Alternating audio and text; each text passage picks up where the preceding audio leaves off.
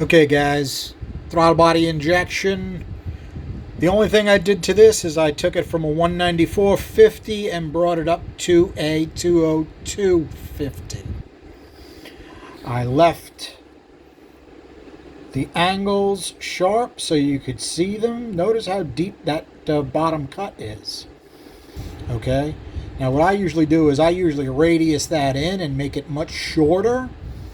Whereas we had our friend that said there was no valve job or some nonsense on there. We're going to do this just the way it is, and then I'm going to do my blending action, and we're going to find out whether that's worth a few CFM or not.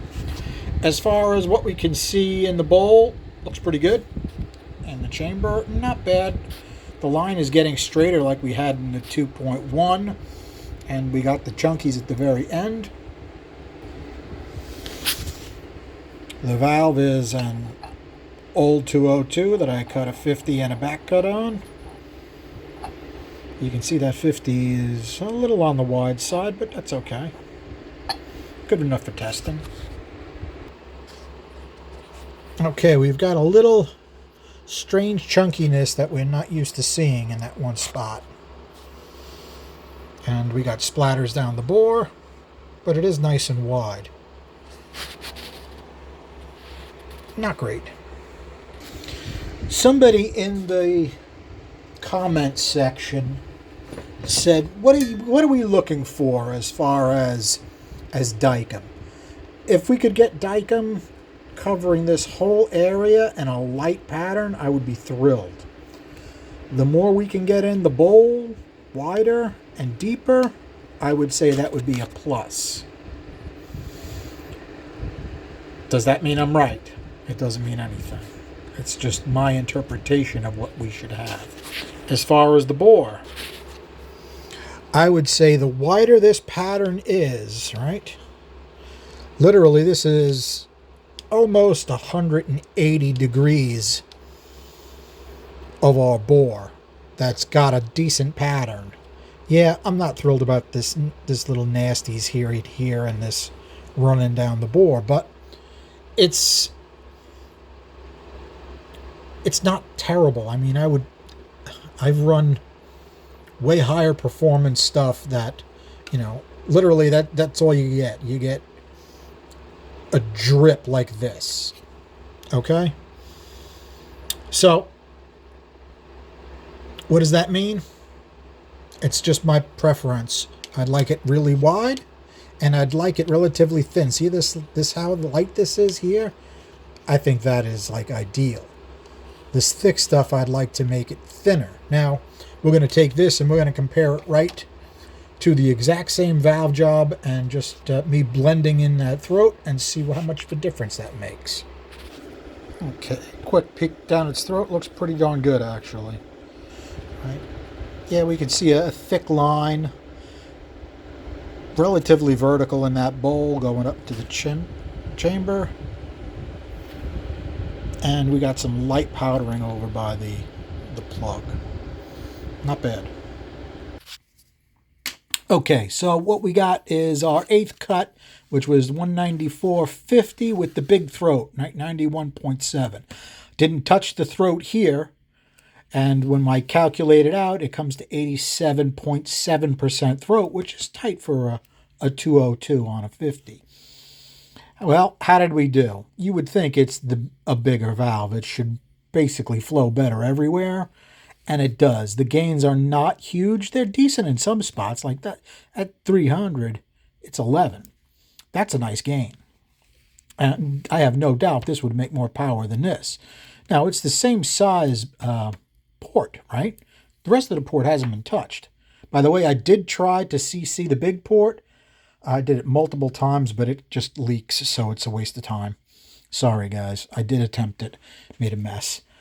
In any case, even without blending that bottom cut, it looks pretty good. Now, is it possible to blend the bottom cut and lose? It is possible. I'm pretty sure I've done that experiment before, and it's worth some CFM. Let's take a look at our swirl. These swirls are in reference to these swirls, right? These pluses and minuses in reference to these Plus, plus, plus, plus, plus, minus, minus, minus, minus. All right, it's increased down low. It's a little bit less up high. We still have, if we measure everything at 500, we got plenty. Okay. Not bad at all. Okay, I should be clear. This was just touched by the stone. We got a little notch right there. And we've got a little notch right here. I didn't do that on purpose. That just happened to be the way it is. And I wasn't going to blend it out because I wanted to keep the chamber tight to just compare the valve size and the valve seat profile to what we had. Okay, number 8 to number 9. Number 8's on top, number 9's on the bottom. The speeds are really not changed much at all. So we really didn't change the dynamics of the port, which is kind of surprising because, you know, you're using a bigger valve, it's gonna shroud that part of the chamber a little bit more. But maybe that doesn't matter with this size valve and this relatively stock size chamber at this point. Interesting to think about, right, guys? One piece of info that I should include that I didn't include in this one was I actually tried to take the speed off the ramp. Okay, I'm still not thrilled with the shape and angle of that ramp, but I want to leave it in for some testing.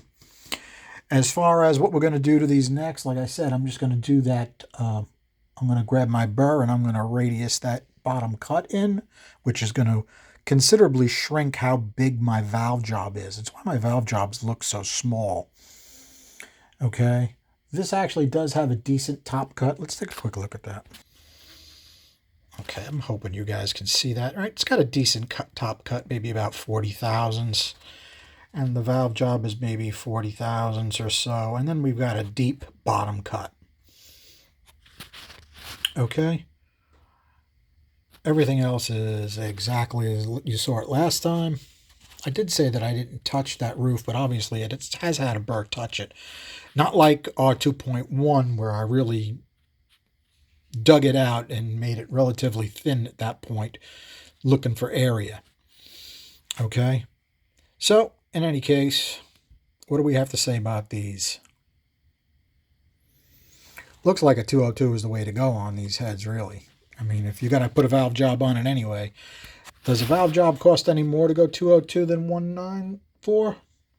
It really shouldn't, you know, especially if a guy's got a good seat and guide machine. It's just as much work. You plunge cut it and it's set. Me doing it with a stone takes forever because I have to go buy some stones. All my roughing stones are pretty much had it. So I'm out of roughing stones. Doing it all with a fine stone just takes a stupid amount of time. As far as the exhaust, I don't know what I'm going to do with it right now. It's a complete loser right where it is with a 50. I don't know. Give me a hint what you'd like to see with that 1.5 exhaust. We can take it up and do some work to it, or we can just forget it and move on. All right, guys. Thanks for hanging out. Have a good night.